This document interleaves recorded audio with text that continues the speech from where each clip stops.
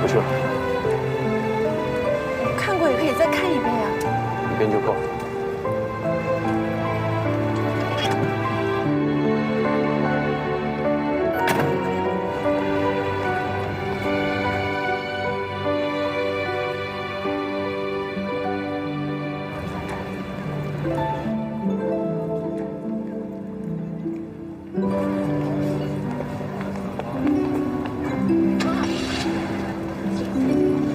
小姐看什么？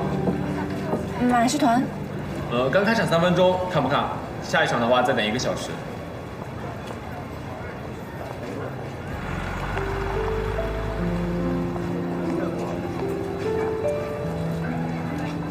算了，我不看了。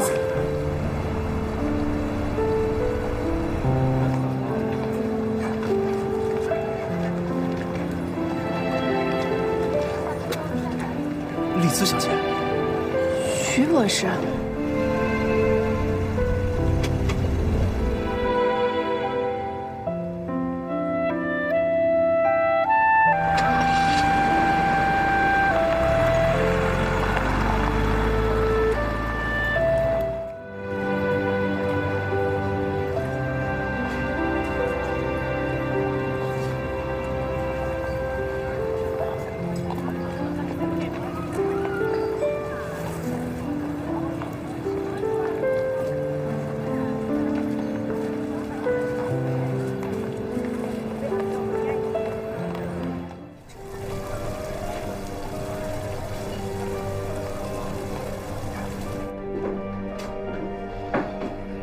米庄一点生意行情都没有，难道是黄日红在炒作股价？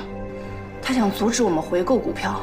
如果是他，如果那个什么五洲公司还有蔚然洋行都是他的话，那他现在手里至少有4000股的林福米庄股票。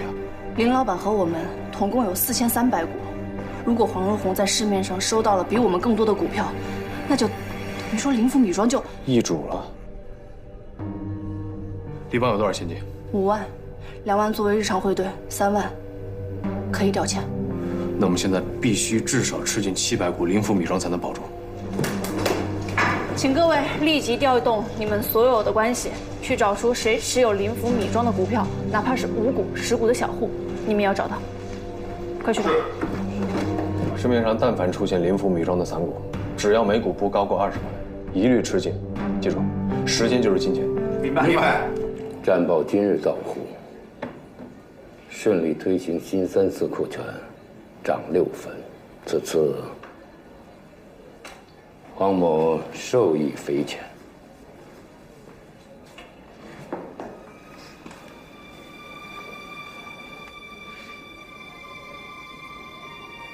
请冯委员不必客气。这多麻烦，直接在龙岩钱庄起个户头，我看更方便些。听您的。听说黄老板在拿程一志的林福米庄做文章，考验他一下罢了。怎么个考验法？林福米庄资本共1万股，我占有4300股，和程一志持平。剩下的1400股只要流入市面，价格势必狂飙。立邦的现金恐怕吃不消，所以他只能眼睁睁地看着林福米庄被吞了。黄老板玩弄区一个林福米庄，与碾死蚂蚁无异，这趣味不大吧？那倒未必。哦，这林福米庄是程一志初当协理就亲手护着，一步步协助壮大的。对这家米庄，他情感特别，更何况这发行股票是由他提议的，若恰恰被股票所毁，程一志该如何谢罪？所以他会竭尽全力绑住他。一旦形势险峻，他便会冲动行事。到那个时候，这毁掉的就不止一家林福米庄了。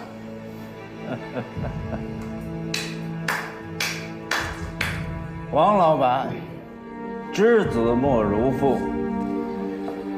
他离开我龙吟钱庄也不少日子了，是时候该看看他都有多少长进。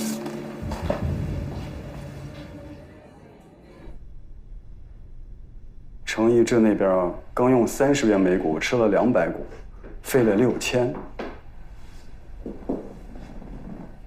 你也出去透个风声，龙吟钱庄每股40元收林福米庄。您这是要把程一志逼疯啊！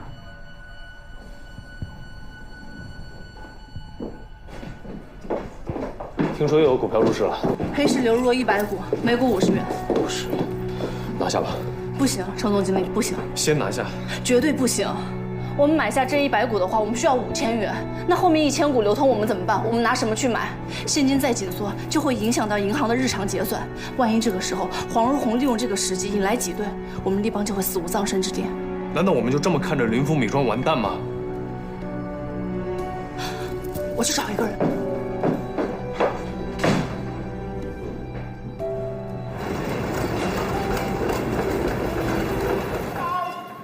哎，你怎么在这儿？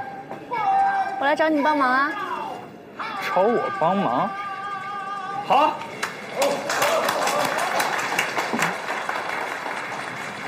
你是想让我帮你找林福米庄的股票，对吧？不是请你找股票，是请你买股票。买？用低价买多的股票，不是你最擅长的事儿吗？我还真的帮不了你。为什么？你以为那个买卖股票是捡钱吗？啊，万一赔大了，林福米庄就死了。我就你这么一个朋友啊，要是因为这个事儿你不理我了，划不来，划不来。你想得到美！你要真把我们钱给赔了，我肯定天天缠着你。狐狸子小姐，你呢就不要再浪费时间跟我开玩笑了啊！这个事儿我真不想做。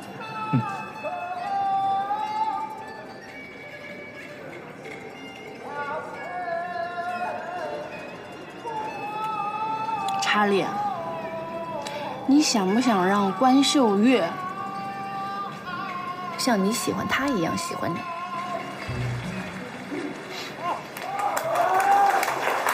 你这已经给他买了2处房产，又有轿车，又有珠宝。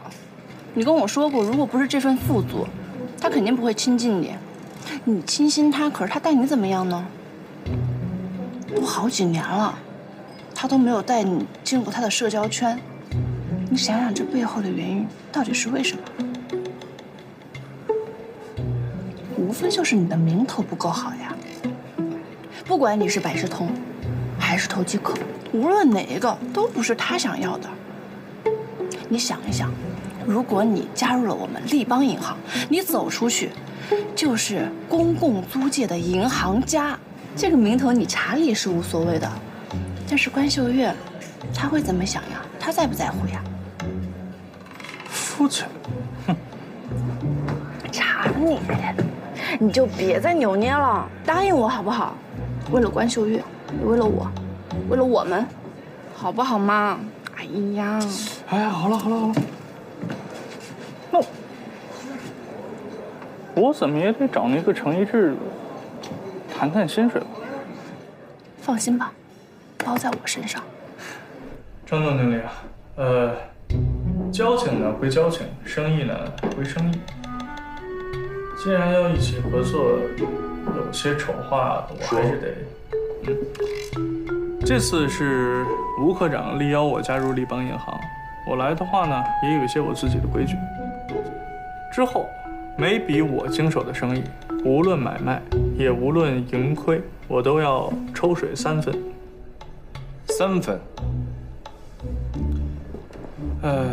既然为难呢，这样，今天全当我没来过。查理，程总经理，我们查理当然是值这个价格的。不信的话，您可以先验验货呀。好，那既然查理先生能报价，我也就能看看查理先生的本事。我们立邦银行的情况你也清楚。资金有限，那你打算如何保住林府米庄？黄如虹现在全力狙击林府米庄，正面打的话，打不赢的。但是，他黄老板就没有什么后顾之忧吗？后顾之忧是指，比如说新34，新34酷券，我们立邦银行可一股都没有。一股都没有就不能炒作吗？啊？既没有持仓，又没有资金，查理，我们要怎么炒作呀？问得好。新34呢，自有他自己的敌人，比如说25酷券，已经连跌1周了，你懂我意思吗？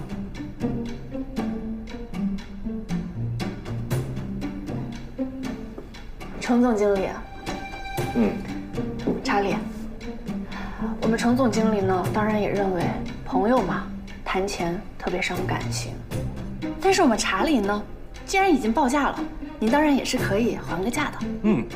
我也相信查理先生会给我们一个友情的折扣。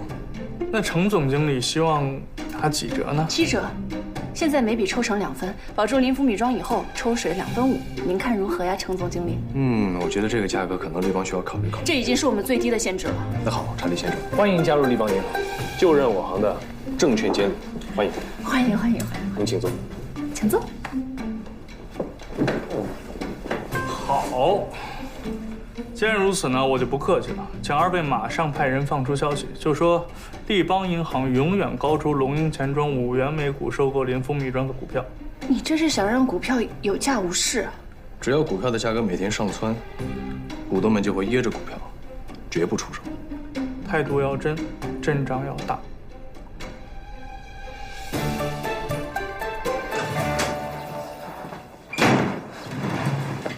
他妈的，老子他妈今天又亏2000多，2000多，2000多算个屁啊！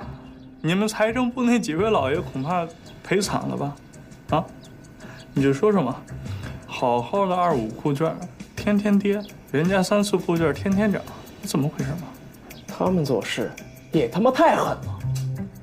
别怪人家狠，要怪就怪公债这个饼啊，就这么大啊！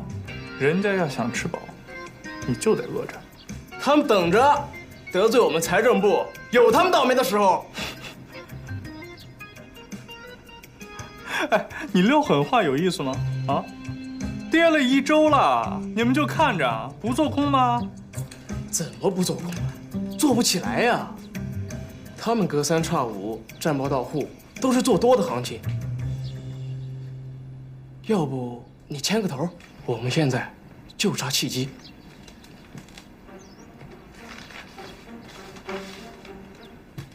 后天开市，等我行好。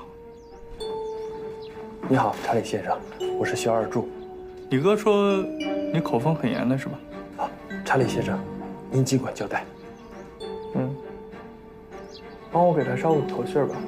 后天一早，请他战术转移30里。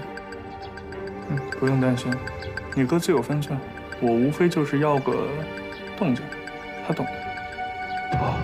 好，这个收起来，别漏财。入券涨2分，给我买300股！快呀！现在是全卖了，全卖了！现在是全卖了，快！给我买85，买啊！挂牌新34涨3分，卖200股，卖200股，卖200股！你还涨3分？我看着今天的跌，这天天都在涨，就今天会跌啊？新34背后靠着交际线，17军都后撤30里了，这交际线一撤，那不就跌了吗？那叫做转移，不叫撤退。新34跌2分，跌2分了，这就。对25股券涨2分，给我买300股。25股券涨2分，我卖300股。我卖300股。新34全卖了，全卖了。我现在就换。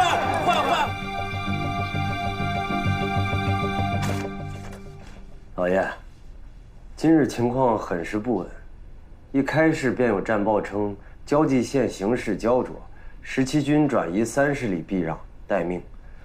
还有传言说新34酷券背后的金主就是17军，结果新34酷券连跌6分，现在是1元1角3。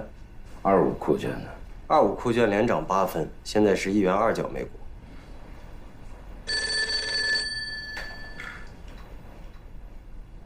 黄如红。冯远呢？看来冯委员知道了，这财政部没闲着，要跟我们对着干呢。既然他们把新三四跟第一集团军绑在一起，那我们就让他歪打正着。您放心，我黄某是做公债起家的，这点风浪不算什么。就这样，马上分4批吃进10万新三四库券，把价格拉到1元1角6。天黑之后放出最新战报。第一集团军勇克济南，蒋总司令要亲自视察。老爷，这真是天助。明日一早挂牌新三四库券涨4分。是。新三四又跌了2分。慢，马上卖新三四，马上卖新三四，新三四，卖，马上卖，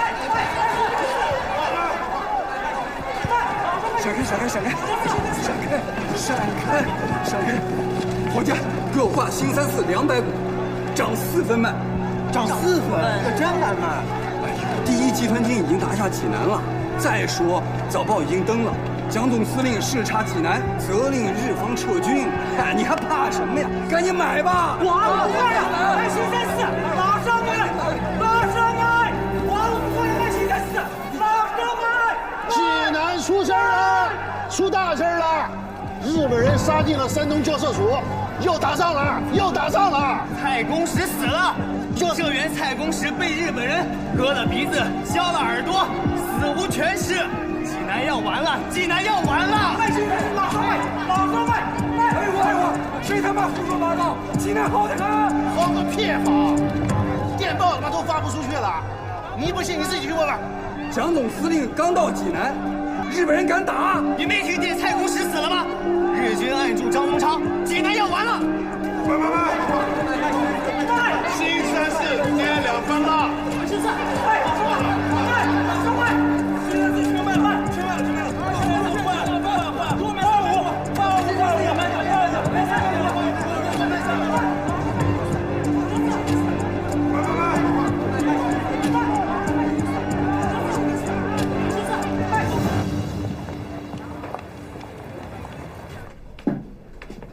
关老板，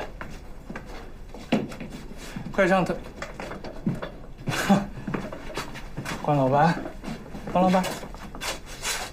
关老板，您最忠实的仆人查理跟您说话呢。忠实的仆人。前天我嗓子疼，热水是施老板准备的，去医院看大夫又是顾老板关照的。你呢？你的人影呢？是，关老板教训的是，我这些天忙的呀，我是在忙着给您准备礼物。爱舍公寓东18套房，献给关老板的。你把我当什么人了？我肯与你交朋友，难道为的就是你的钱？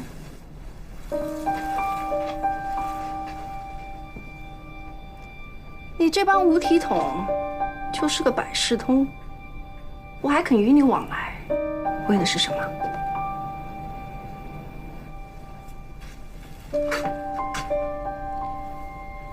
还不就是因为你懂得欣赏，懂得关心，懂我的人，懂我的戏。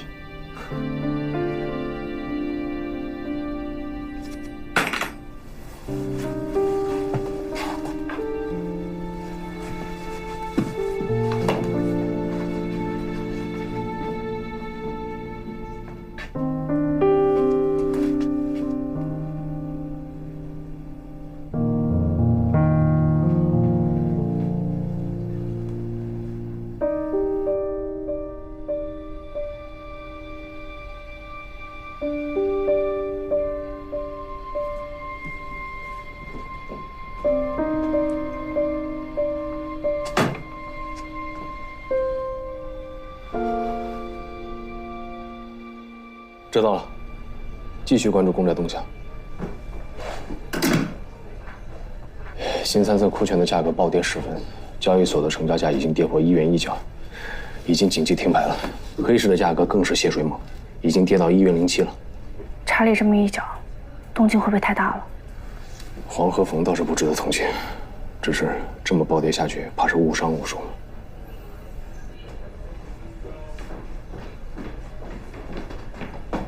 程总经理、吴科长，沪江晚报刚出街，报上说林福米庄赤字巨大，亏空已久，还说林老板一直以私生子的身份要挟林寿米庄，接济现金和客户，林寿米庄不堪其扰。黄荣宏这是要做空林福米庄？赶紧去确认一下龙吟钱庄现在有没有抛售林福米庄股票。是。喂。什么？好，我马上就来。林老板看到报纸之后，气阻晕倒了。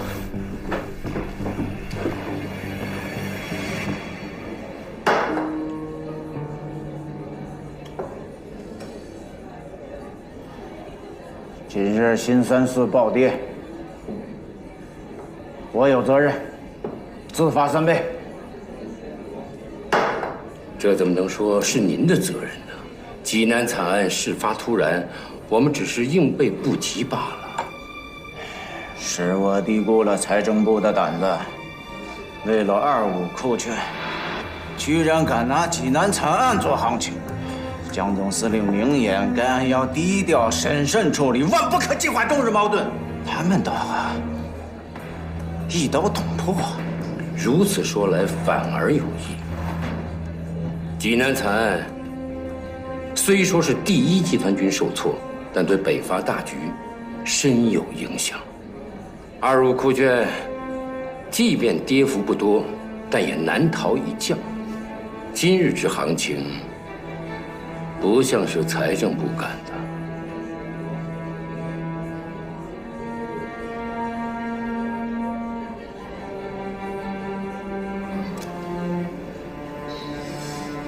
那是哪个方面所为？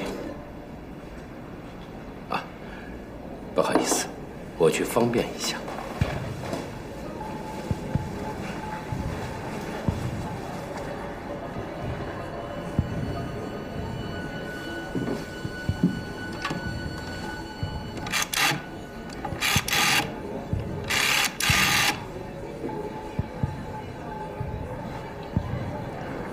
雷子，别忘了林福米庄，密切关注其股票。老爷，正要跟您汇报，沪江晚报突然唱空林福米庄，还抖出林福就是林家私生子，被当分号说唱空不是他们做的。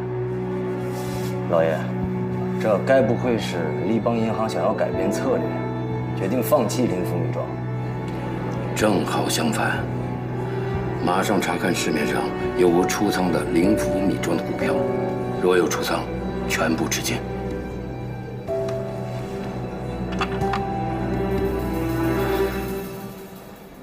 不好意思啊，陈总经理，我又给你添麻烦了。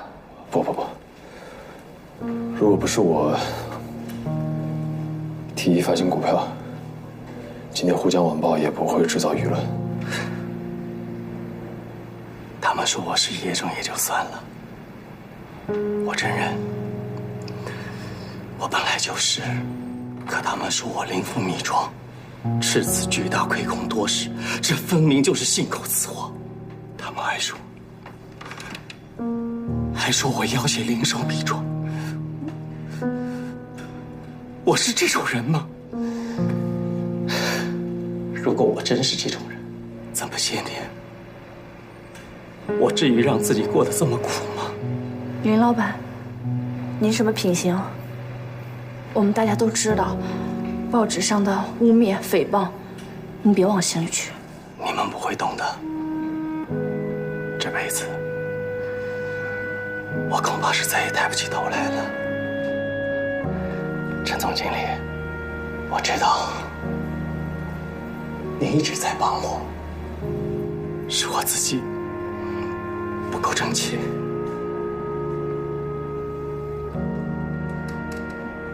林老板，你别又被他们打怕了。只要生意还在，你不用怕什么。您就不用再宽慰我了。生意应该是做不了了吧？其实我心里都明白，只要龙吟钱庄购买了一半的股票，灵符米庄就是他们的了。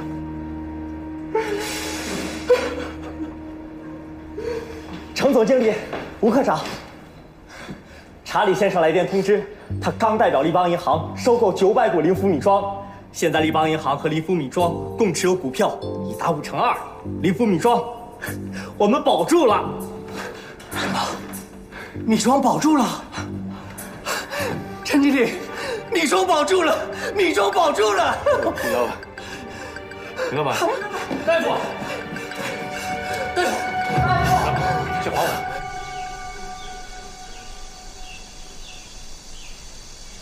伯父，我和宁宁来看你了。伯父，我是宁宁，你还记得我吗？上次在您的木谷晚宴上，是我不好，坏了您的心情，您能原谅我吗？我真的不是故意的，是因为看到那个吴丽姿，心里太气愤了。宁宁，你应该对吴科长尊重一些。申报上都写了，他父亲没有贪污，是死于非命。你家父老乡亲的惨剧跟他父亲没有关系。你还提申报？申报那篇揭发伯父制毒贩毒的号外文章，就是吴丽姿给的情报。你听谁说的？我听申报的王记者亲口说的。如果不是那篇文章，伯父会被抓吗？会这样不明不白的送命吗？我们不要在伯父面前说这些。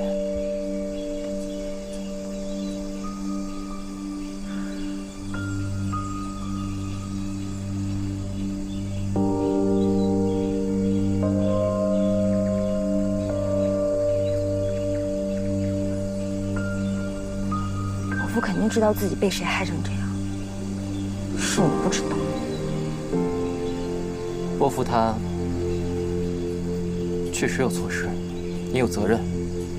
吴科长这样做，也是为了替他父亲平反，并非不能理解。你总把别人想的跟你一样好，你怎么不想想，曝光伯父不光是为了替他父亲平反，可能也有程一智受益。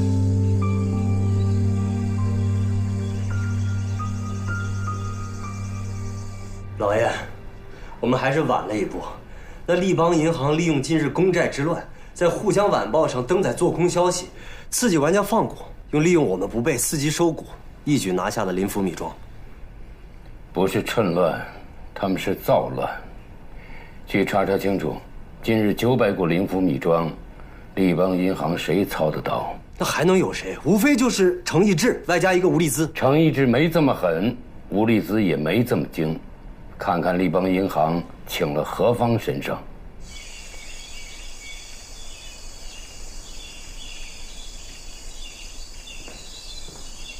宁宁，文泉，给我。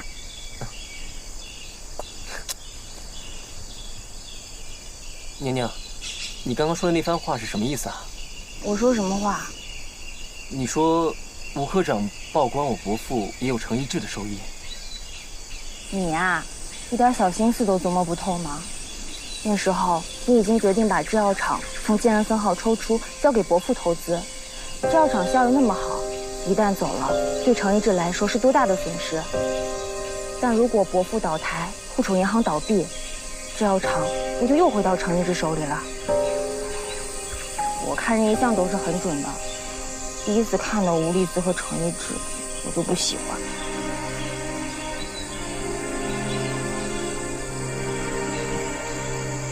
查理，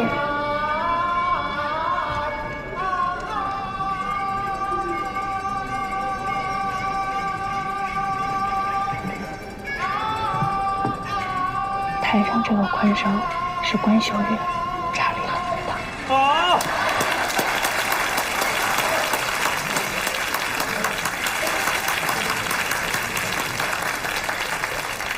哎呀，说吧，打算怎么感谢我？啊，哎，要不这样，这次的抽水呢，我多抽1分。查理，我们很感谢你帮我们保住了灵符米庄，但是你用的方法我们不认同。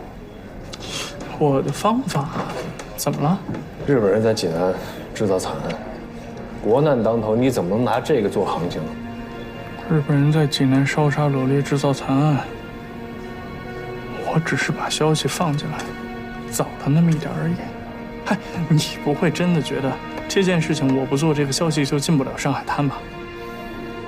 那林老板呢？林老板又何辜？你有必要把他的身世秘密一起散布出去吗？沪江晚报如此的诽谤他、污蔑他，你叫他的颜面何在？我是为了保住他的米庄，不把他说臭，不把泡沫挤掉。你觉得那些手持股票的玩家会出仓吗？如果不这么做，你准备怎么做呢？跟龙盈钱庄比拼价格吗？你有胜算吗？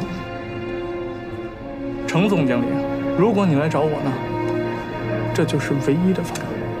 如果呢，你有别的方法，就请您自己操盘，自己做。查理，你是不是因为跟关老板闹矛盾了，心里不痛快，找地儿发气呢？莫名其妙。关老板，就为了刚才这位关老板？程总经理，什么叫就刚才这位关老板？你把话说清楚。这位关老板，唱功平平，表演也是乏味，才情跟名角相比相距甚远，技艺有可能还不如新奇之秀。我不懂其有何动人之处，导致查理先生如此对他痴迷。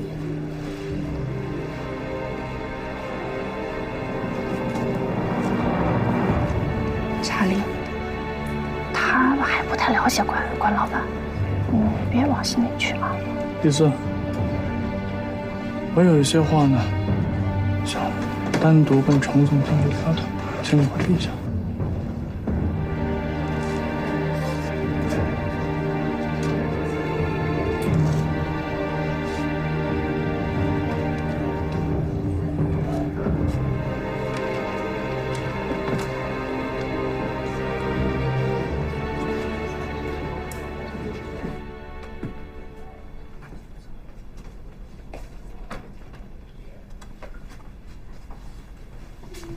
关老板，您还记得我吗？我是查理的老朋友，丽兹。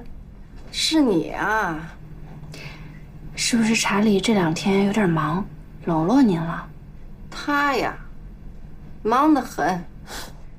关老板，那是您有所不知，查理啊，他加入了立邦银行，成为了公共租界的银行家。他在银行里头做什么？证券监管。什么证券监管？不就是个炒股客？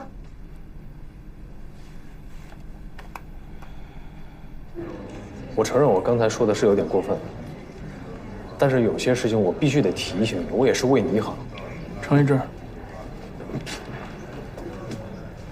那你觉得你需不需要被人提醒提醒呢？我需要被人提醒。你看不上我做的事儿，可是这些事儿，你不一样做过一模一样的吗？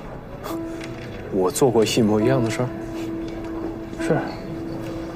关秀月呢，是花我的钱，用我的人。可丽兹小姐对你呢，之前可没少对你欺瞒、哄骗、利用。要是比起关秀月对我呀，恶劣了100倍不止。可是你呢？你不也一样痴迷这样的女子吗？是。但是我跟她已经离婚了，我已经结束这种痴迷了。是吗？如果不是他主动提出离婚，你舍得吗？你扪心自问，时至今日，他是不是还在主宰着你的生活？哦，说的好听，合作伙伴，可是每天朝夕相对，抬头不见低头见，心里是个什么滋味？你骗得了别人，可你瞒得了你自己。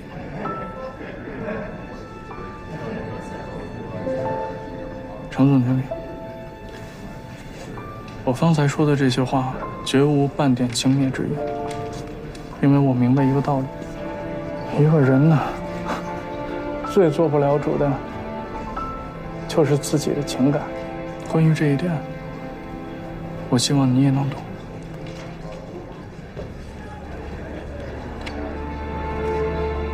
我承认，我刚才我说的是有些不对。从今以后，我绝不对任何人的任何感情再有任何指摘。我刚才说的不中听的话，请原谅。过去了。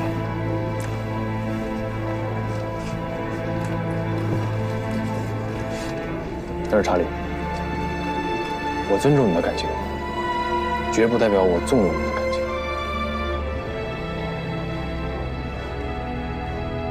陈总经理，帮我个小忙呗。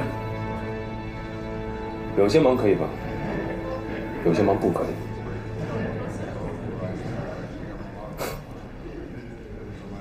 说吧，帮什么忙？举手之劳，啊，你也知道，法租界工董会1年1度的香槟舞会马上就要开始了。这是关老板最想去的社交场所。如果说程总经理能给我弄到2张请帖，啊，容易。多谢。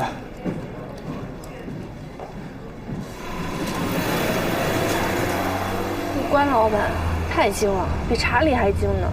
我都跟他说了，查理千真万确在我们银行当监理搞债券，是个银行家。可他就是不信，偏说查理就是个炒股的。我真是太累了。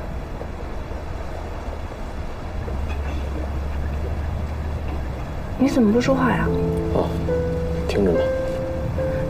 你跟查理吵架了吗？没有啊。查理是不是说什么难听的了？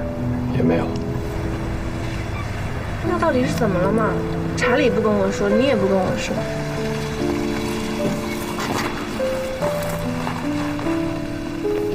到了。怎么了？时间不早了，回去休息吧。让你休息。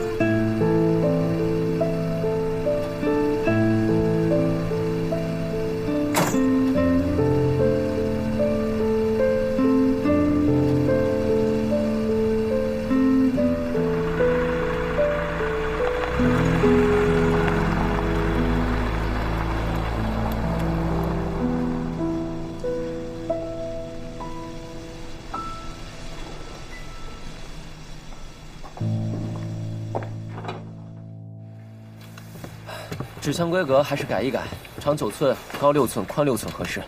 还有，纸箱易燃，千万不要和原料同仓存放。啊，去网吧。哎。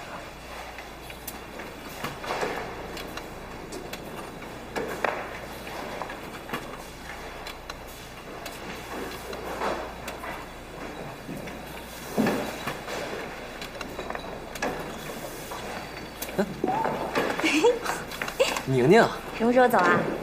哦，等等我，我跟立邦银行审计完，对完账表就可以走了。还要对账表啊？立邦银行管的也太紧了吧？你都给他们超收那么多了。这生产许可可是他们千辛万苦替我办下来的，我不创收对得起他们吗？生产许可不是冯委员给你办的吗？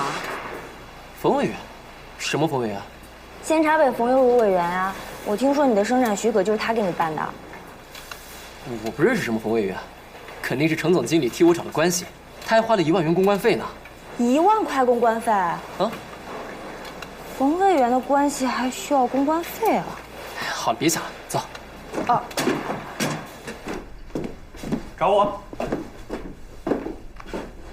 工董局香槟舞会，邀请查理先生和关老板参加。全上海啊，我搞不到的东西也就是这个了。快去和你的关老板献宝吧。马上就去，谢了。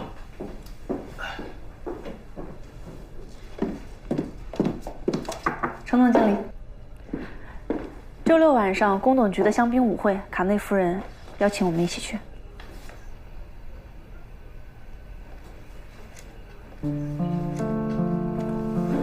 周六晚上有安排了。什么安排啊？我怎么不知道？我的安排也不必都让你。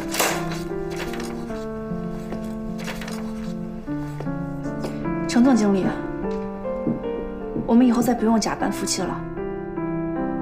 我已经告诉卡内夫人我们离婚了，这次她是邀请我们代表立邦银行去的。你还有安排吗？周六的安排我会取消。周六见。周六见。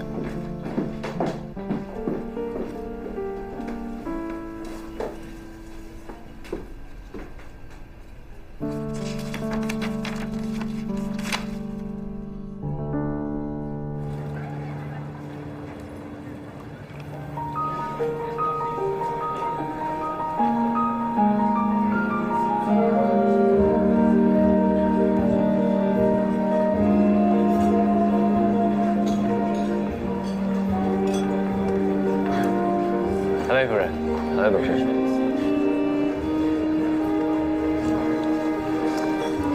Mademoiselle.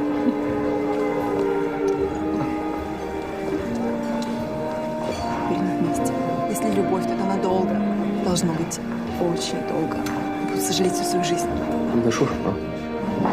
卡内夫人说，她觉得我们非常的模等，就算离婚了呀，还能在一起工作，很厉害。不是，我的太太的意思不是这个。她刚刚说，她为你们感到被生气了。她还说，婚姻是应当坚持一生的事业。你们现在离婚了，将来会非常痛苦。没问题，没问题，je ne pense pas aussi。我的想法不一样的，跟他不一样的。我觉得，婚姻是世界上最残酷的发明。我羡慕你们获得了自由，恭喜！我太太一句中文都听不懂。你看，亲爱的，你戴上的帽子真的好像一只公鸡。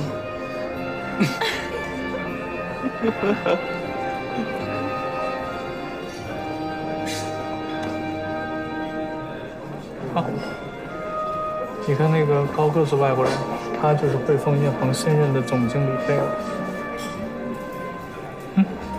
前面那个喝酒的，这个是《申报》的副总编辑黄大记者。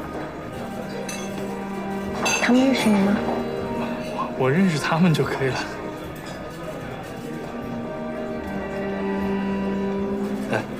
卡内董事，我要跟您介绍一位人，来这边。这个人呢叫查理，他能够解答一些公债的问题。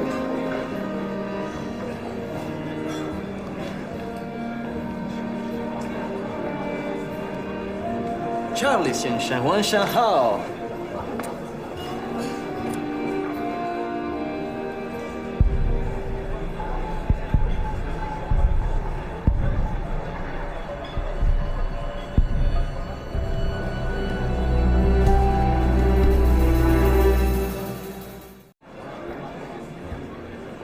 查理先生，晚上好。来，我来介绍一下，这位就是工董局举足轻重的卡内先生，这一位呢是梨园大家关秀月关老板，我朋友。幸会，幸会。卡内董事方才问我关于公债演变的问题，可惜我实在不是这方面的行家，这种问题呢还是得交给立邦银行的证券监理，也就是查理先生来解答。查理，不如跟卡内董事聊一聊关于北洋期间公债偿还的情况。北洋期间公债呀，情况特别复杂，大概可以分成民国10年整理内债案之前和之后2个阶段。那不知道卡内先生想了解的是哪个阶段呢？你看，一开口就比我内行。谈不上，略知一二。但就光只说北洋时期民国10年之前的，那发债量也是很大的。你像有民国元年的巴黎军需债、爱国债，还有元年的6厘债、3年内债、4年内债、5年6厘债、7年短期债、7年6厘债，还有，康内先生，要不这样，您能不能直接告诉我，您是想了解哪一支公债的偿还情况，还是只是想笼统的知道一下那个时期所有公债的偿还情况？查理先生，你真的是一个专家。查理，那你不如给卡内董事讲一讲整体的情况。整体的情况一塌糊涂。啊，卡内董事有所不知，查理先生是公债内行，旁边的这位关秀月小姐更是京剧名角。您别看她是女儿身，这一登台亮嗓唱起老生来，不输于老板。是吗？难道汪小姐你也唱《定军山》吗？唱，下月在大舞台，不止唱《定军山》，还会唱《八大锤》和《琼林宴》。卡内先生，有时间您和夫人可以去给他捧捧场。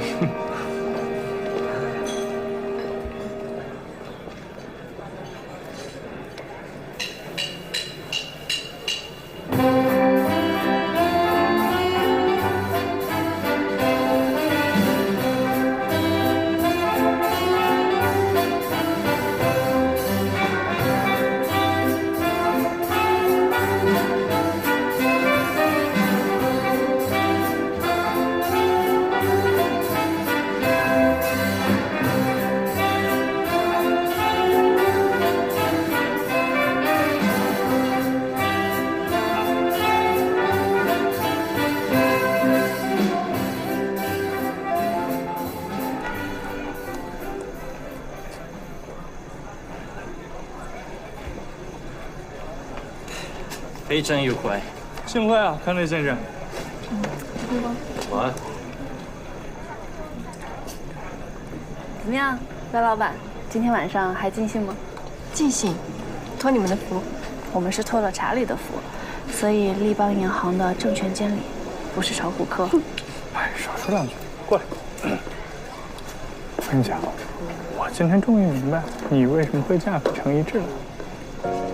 程总经理，多谢。回见。好。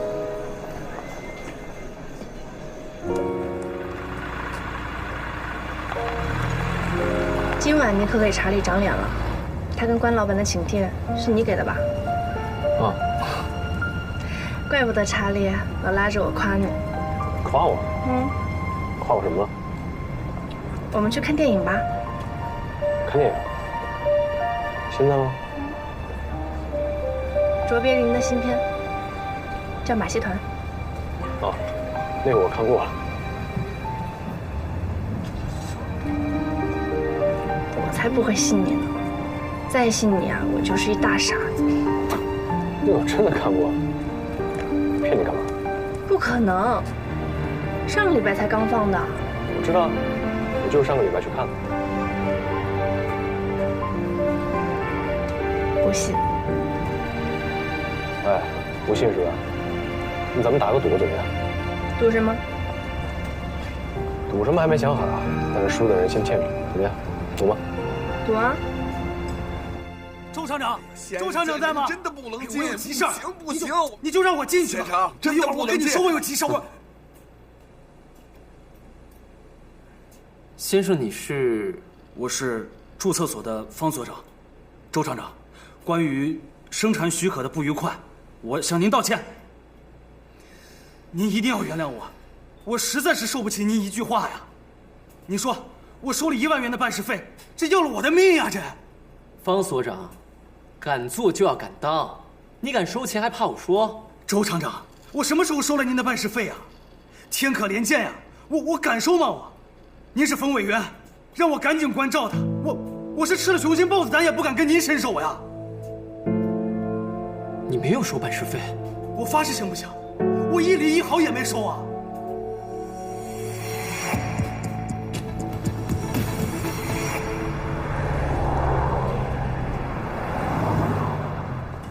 这次卓别林还是演一个流浪汉，歪打误撞进了马戏团，观众们很喜欢他，他还找到了自己的爱情，爱上了马戏团团长的女儿。然后呢？但是马戏团团长的女儿不爱他，爱上了走钢丝的男人。后来卓别林为了成全他们俩，一个人离开了。你输了啊！是你说，以后卓别林的新片都要一起看的。对啊，那是以前说的。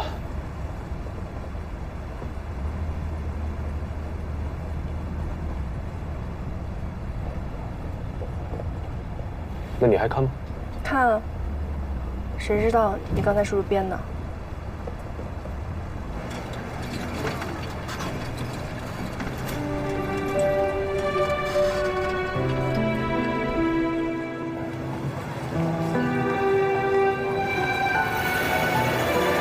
你真的不去看啊？不去了。看过也可以再看一遍呀。一遍就够。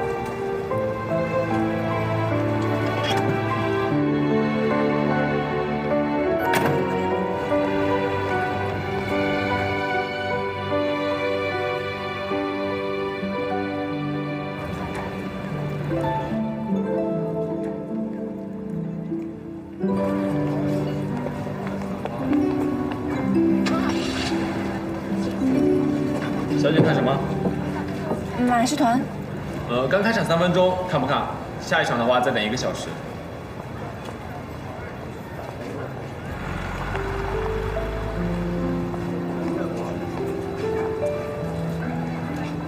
算了，我不看了。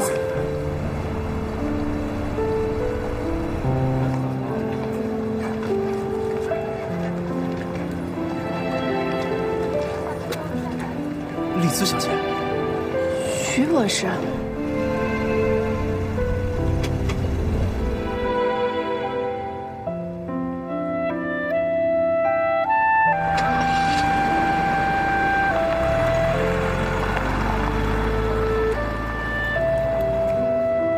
你也来看电影？啊，我只是路过。卓别林上了个新片，《马戏团》，你知道吗？我们可以一起看。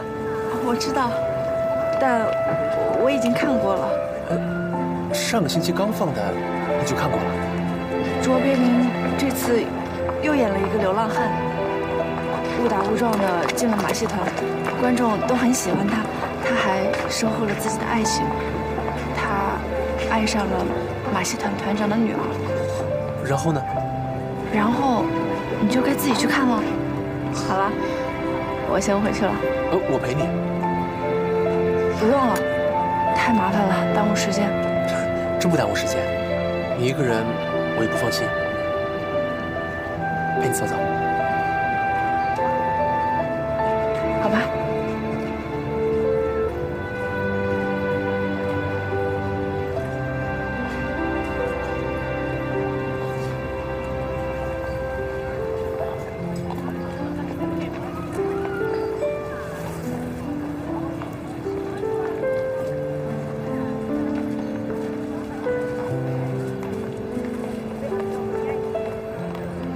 这一刻，程一直觉得自己就像电影里的卓别林，应该一个人离开。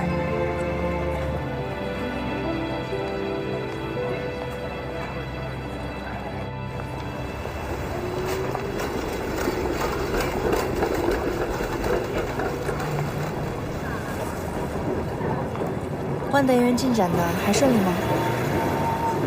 还可以。不会是遇到什么问题了，所以想出来看电影散散心吧？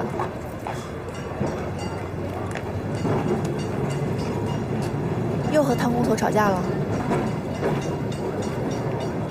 真是什么都瞒不过丽子小姐啊！汤工头固然毛病很多，势利、贪财、懒惰，但是他们都能听他的，说明他还是有一些才能的。程总经理能和他打成一片，也是取其长，忘其短。徐博士，这一点呀，你还是要向程总经理学习学习。是，与人交往，我远不如程总经理，在这一块我很差劲。徐博士，你还有妄自菲薄的时候呢。你已经非常完美了。如果你连这一点缺点都没有的话，你让其他的凡人怎么活啊？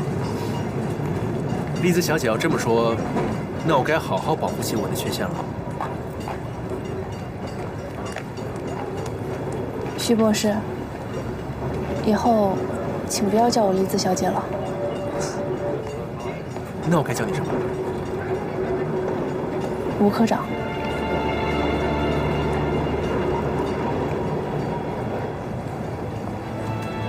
吴科长。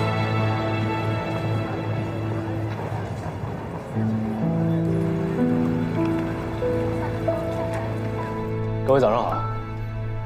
今天的股东大会呢有捷报，但是我就不代为表达了，还是由赵厂长跟大家分享一下。这说的我都不好意思了。首先我要感谢立邦为我放款，我申请呢又增办了3场，还有4场，而且在各位的帮助下，还有我神经员工的集体努力下，我3场的16号棉纱正式成为上海下周一棉纱交易市场的标准纱。恭喜！恭喜啊，赵厂长！你之前在这儿拍桌子的时候，可把我们都给吓傻了。哎呦，真是不好意思，我这个人就是直脾气，有时候气儿一来了我就……哎，希望上次的事儿大家都忘了啊，都忘了啊。赵厂长，我倒是希望，畅所欲言是大家的权利，也是大家的义务。大家对于立邦负责任，那是因为大家都是立邦的股东。来，我不再做立邦股东。我要求立即交割温泉制药厂对立邦所有债务，我本人也将撤出在立邦银行所有的持有股份。周厂长，你为什么做出这个决定？程总经理，你聪明过人，将我玩弄于股掌之间，我只恨决定太晚。周厂长，何出此言？你该问问他，问他敢不敢承认，我伯父身败名裂、离奇猝死与你有关。周厂长，程总经理，最初你来沪海大学找我，说欣赏我的理想，提出为我放款建厂，我激动不已，对你感恩万分。伯父要求我将制药厂从你麾下转入沪楚银行之时，我甚至对你深感愧疚。我如何都不能想到这会导致伯父惨剧。你为了留住我的制药厂，不惜攻击我的伯父，让沪楚银行倒闭。我伯父在禁烟局羁押处遇害，我为我伯父披麻戴孝，你还猫哭耗子劝我结案。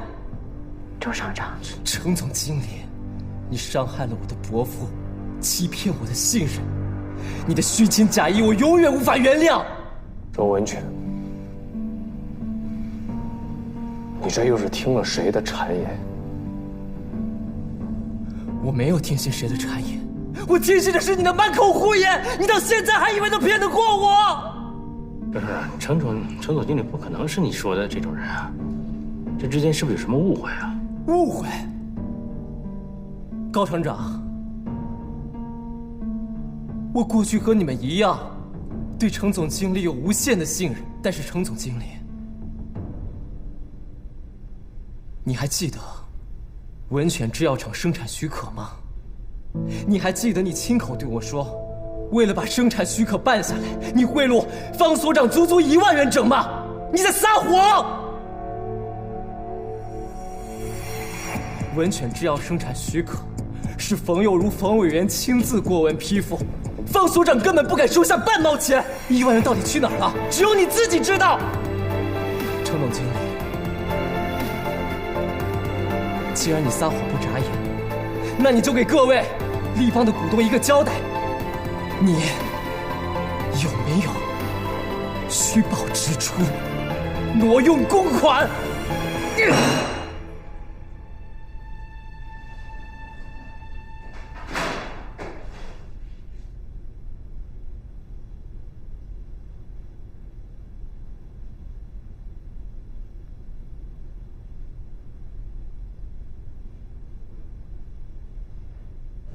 程总经理，温泉制药厂方才来电，要求与我行立即执行交割。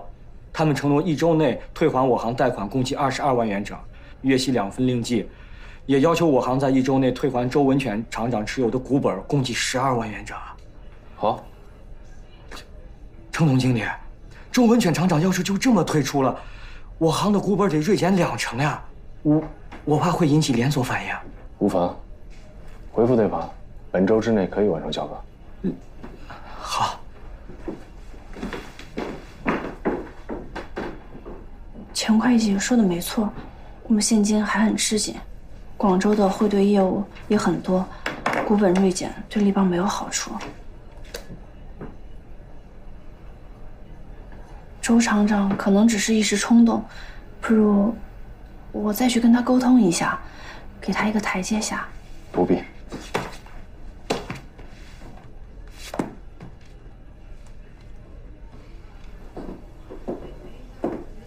厂长，立邦银行答应1周之内与我们完成交割，我们没有其他余地吗？完成交割之后，我们的生产资金缺漏很多呀。会有多少缺漏？原料6万元，工资2万元，其他2万元，共计10万元。厂长，要不我们过阵子再与立邦断交吧？断交不可延期。可要是没有新的资金注入的情况下，扛不了2个月，我们的生产就要停掉了。厂长，厂长，周厂长身旁有宁宁小姐，是他的幸运。我不过是揭发真相，像吴丽姿和程一志那种蝇营狗苟之徒，休想再利用文泉。可是立邦银行这一撤资，周厂长恐怕也是难堪重负吧。不如宁宁小姐捎个话，就说龙营钱庄跟周厂长也是老交情，特别愿意在这个非常时刻赞助周厂长。你呢？别看着制药厂风光，文泉他是有理想的，你们能懂吗？当初给周厂长出资设厂的人是谁？那可不是程一志，是龙营钱庄。黄老板贵为总商会会董，珍惜实业，爱财如命。如果连他都不懂周厂长，那天下就没有人懂了。宁宁小姐，我现在有事先走了。好。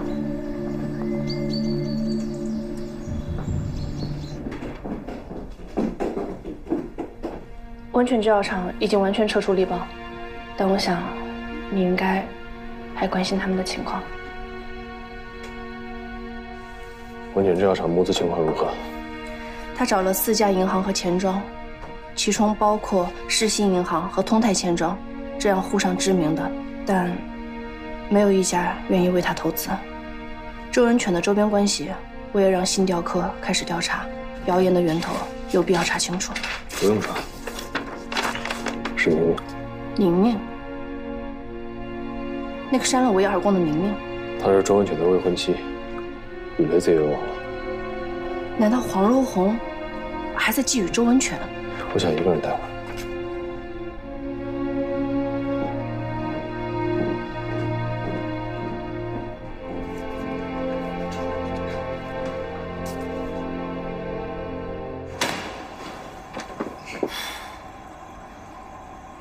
全都是些鼠目寸光的人，只想靠着制药厂赚钱。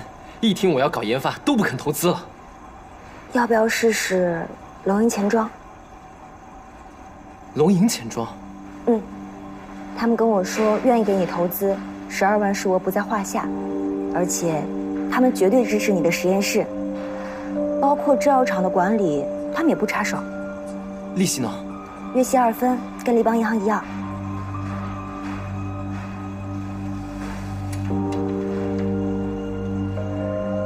奇怪，他们怎么这么热心啊？你没听过一句话吗？敌人的敌人就是朋友。程一志舍了龙营钱庄，建了立邦银行，那黄老板肯定记恨。你现在跟程一志闹掰了，黄老板自然觉得你是朋友啊。我看，不如让他们鹬蚌相争，我们渔翁得利，早点拿到投资，早点安心。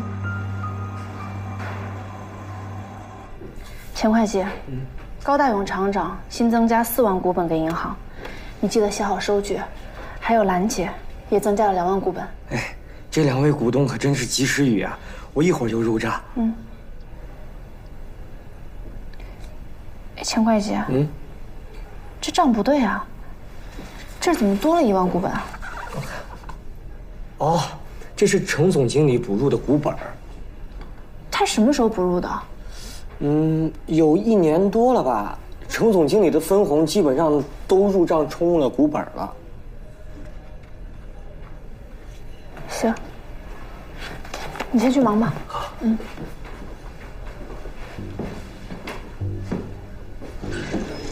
小李，帮我查一查4768号到4774号支票的对序情况。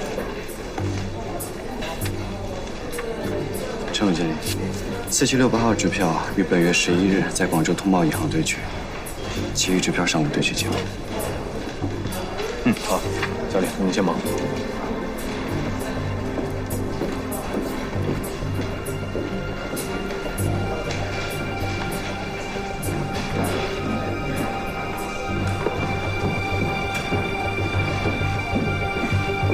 小李，帮我找一下4768号至4774号支票的对取记录。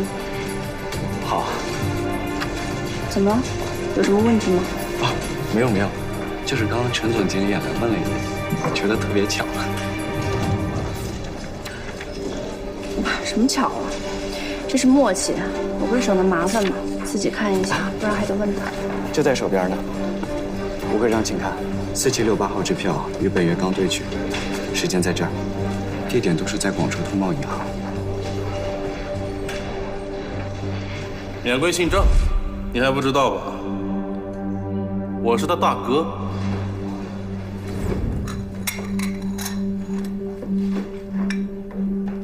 郑先生他老街坊的孩子，打小性子就狂，现在也没变，非要我给他放款。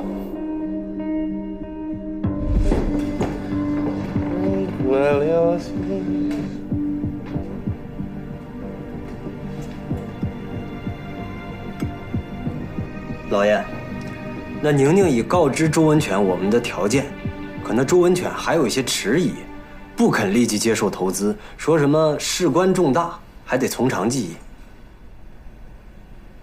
不用逼他，等他工厂停产，资金断裂，我再瞧瞧，他还有多少定力。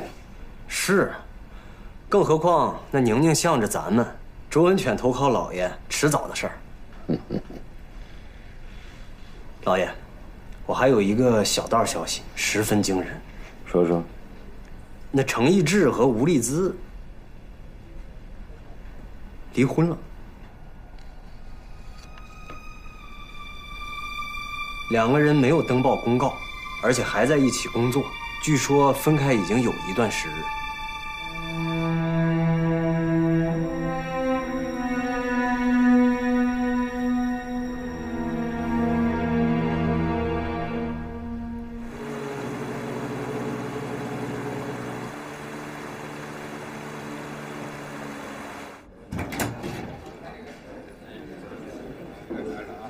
哟，陈总经理，万掌柜，自从办了个立邦银行，就不露面了，啊？今天不冗道，咱们银钱协会是来跟我们钱叙旧的呀，还是来代表营业扬威的呀？哼，与故交自然是要叙旧，与冤家自然是要扬威了。万掌柜，您不在叙旧中。宋掌柜，方便说两句吗？宋掌柜，我听说您拒绝了文犬制药厂的融资请求。文犬制药厂每季度的大部分利润都投入了实验室，你这是在纵容他。白花花的银子就这么丢进了实验室，连个声响都没有。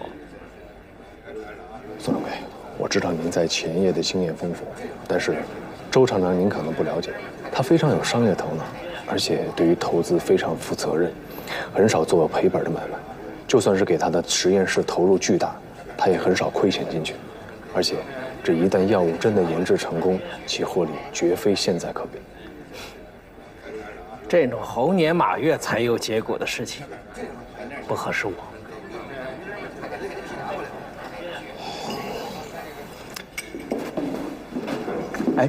程总经理，咱们能不能聊两句？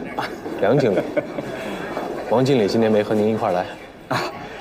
王经理正在世信银行惬意呢，他也不是每次都来应酬，我可不比他呀。我们三星银行马上改组了，我再不做出点成绩来，怎么能坐稳总经理的位置呢？听您的意思，莫非是对于投资文犬制药厂有兴趣？哎，程总经理，有空请务必到我三星银行来，你我仔细聊聊。好，仔细聊聊。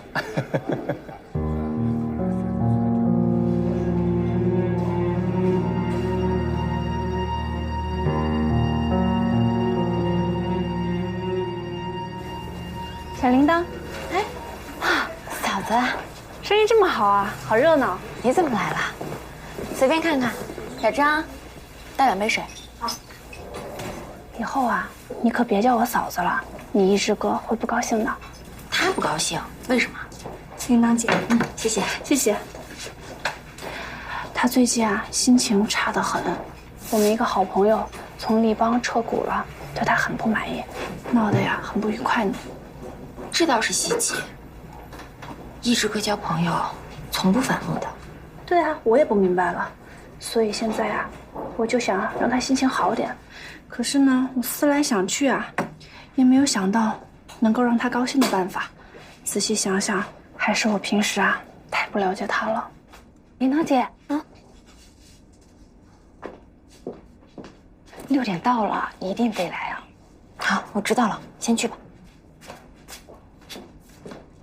你是要去忙了吗？没事，让他们先去，还能再聊一会儿。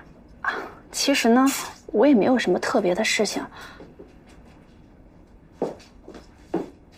你先走。就是呀，想跟你聊聊意志。他呢，平时呀也不爱表达自己。小时候做过些什么？平时喜欢什么？什么时候从苏州来的上海？这些呀，我都不知道。嫂子，你要知道这些做什么？是不是想跟一志哥和好？哎，你说什么呢？嫂子，你有什么想知道的都可以问我，我知道的都告诉你。这个小丫头片子，怎么话一到你嘴上全变味儿了？那我可就直说了，你要是跟一志哥离婚，将来你肯定会后悔的。我们一志哥，那可是打着灯笼都难找的好男人。4马路卖货的时候，一志哥从来不跟姑娘打闹，也不去窑子里花钱，挣点好吃的全都分给我们吃。他说小时候家里苦，连肚子都填不饱。幸好他们家旁边有个面粉厂，一到下午做馒头的时候，他去旁边凑着看，有时候能分得半个，能米1天呢。铃铛姐，6点过1刻了，知道了。嫂子，我真得过去了。哎，行吧，咱们回头聊也一样的。行，那你可得千万好好想想我刚才说的话。咱们一块儿走吧。好。程总经理别来无恙。您也依然康健。可记得一天之中，我最重于哪个时刻？正是此刻。可记得为何？光明即将退场，吐露最后一点早惊红，夜幕垂降，随之一切都可以发生。相比夜幕，我更喜欢光明。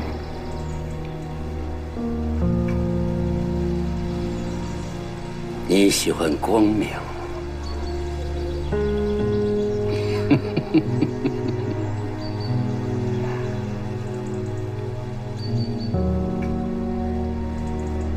你是只黑猫，泥潭里打滚，废墟间觅食，两眼冒着金光。你分明在夜幕里才会自由自在，尊享荣耀，却设想着日出那一抹尘灰。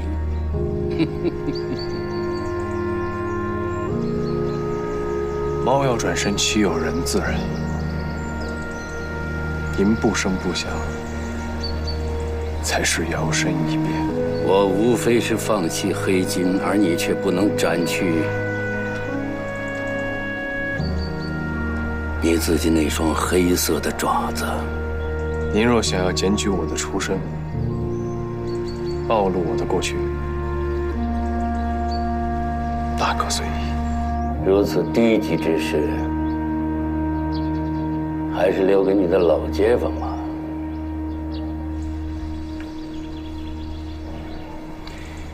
亦或已经有人登门拜访过了。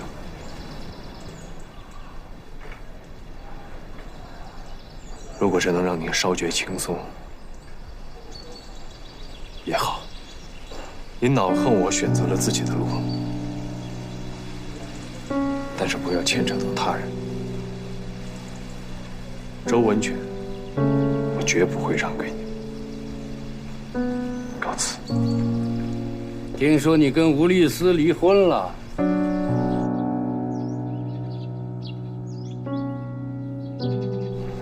即便你那么爱慕她、迷恋她、守候她，但最后，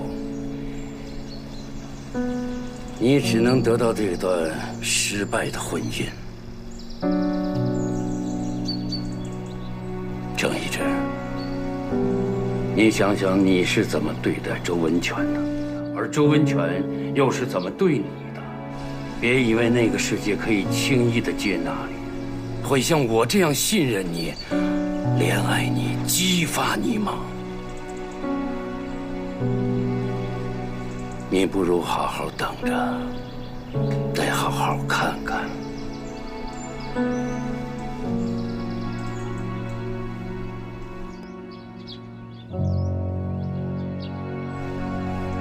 程一之愈发明白，比起置他于死地，黄如虹更想用黑暗吞噬他通往光明的道路。他必须走下去，即使头破血流，也绝不回头。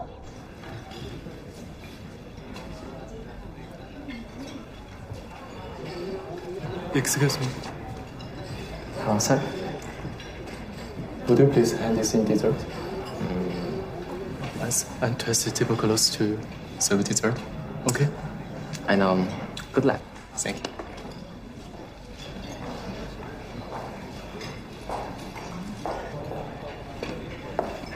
对不起，来晚了，等很久了吧？没有，我刚点好菜。是店里的事耽搁了时间吗？是我嫂子来找我聊天，说对我哥的了解太少了。其实我也觉得，我好像对你了解也很少。你的童年是什么样的？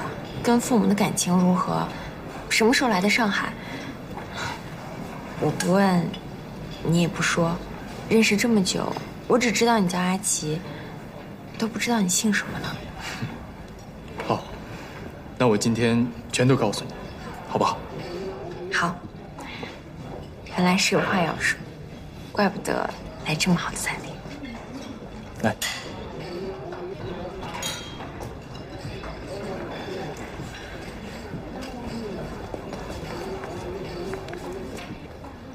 走的。怎么日本人也来这吃饭？你好像越来越不喜欢日本人了。不是不喜欢，是讨厌。看看他们对山东、对东北做的事儿，简直是坏透了。不说这些了，还是聊聊阿奇的事儿吧。你是在哪儿长大的？我的事说来话长，还是留到下次吧。你提醒的对，这么好的饭，我们应该好好吃饭，好好喝汤。吃饭吧。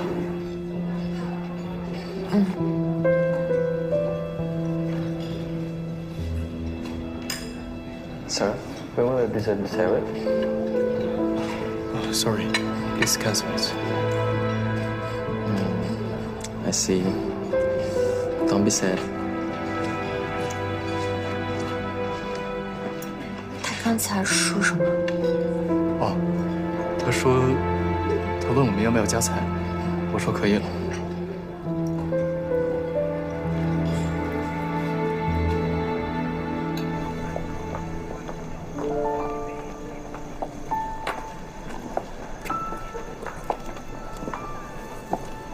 阿奇，周末公园野餐，你想吃什么？我来做。我忘跟你说了，周末我要去南京公干，不能去野餐了，对不起。是吗？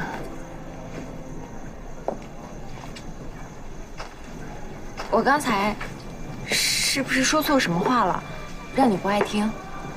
没有啊，没有。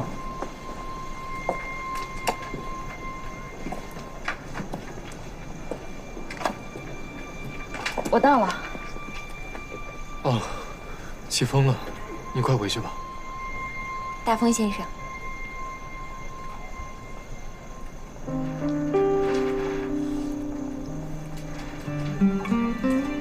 你要是不想和我做朋友了，你可以直接和我说。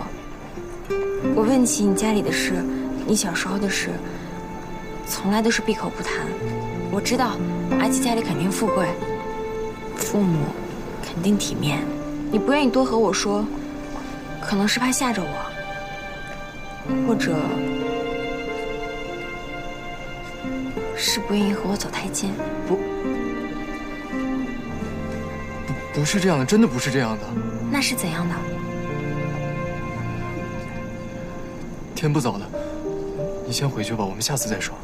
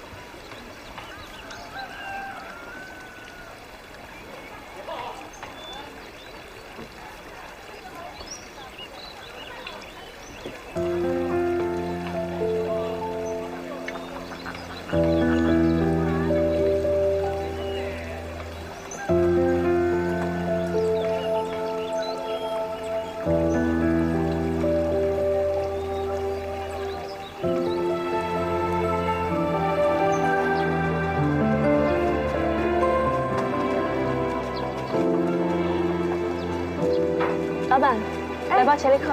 哎，好的。小姐抽好烟呐。这一带就是老面粉厂了吧？哎呦，这我不晓得，去年刚来做生意。好，那我不打扰你了。哎，好，再来啊。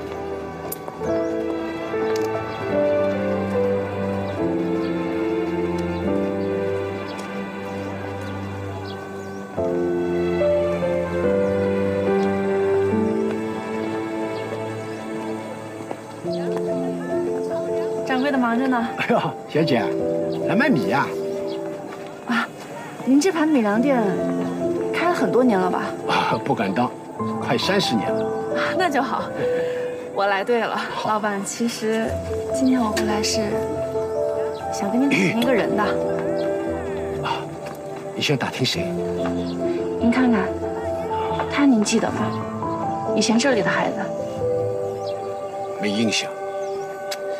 我就记得前面朱首相住着好多孩子，年纪都差不多大，整天的打来闹去的，可热闹了。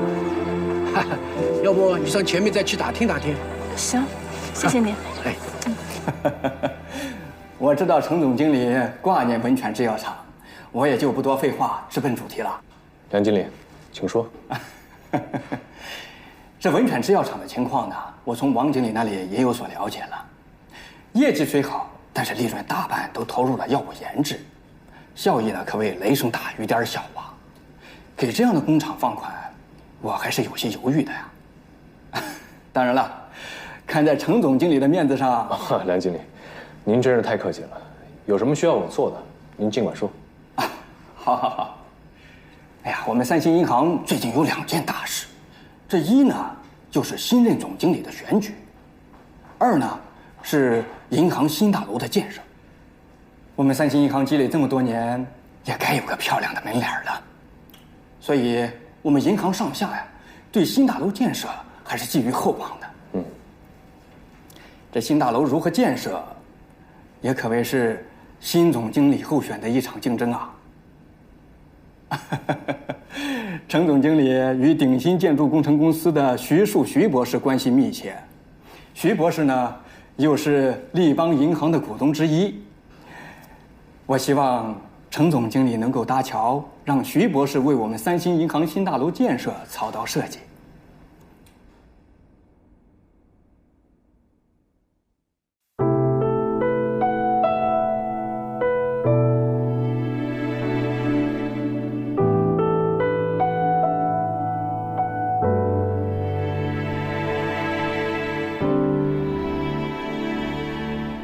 迷人的音符穿堂而过，千万种孤独喃喃入库，平静的海面，迷雾持续平铺，巨大而深深的虚无，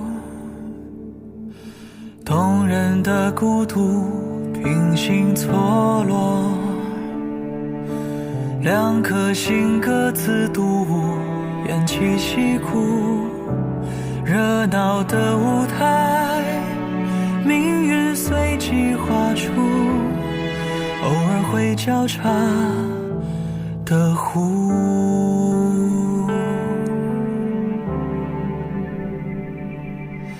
这么多错过在等我，全世界最狼狈的那一个，伤心的歌我不想听，讨好的事我不会做，别再借命运的手折磨我。所有的过错都在我，全世界最卑微的那一刻，反驳的话我不想说，莫名的错我都认了，别再用爱情的口吻捉弄我。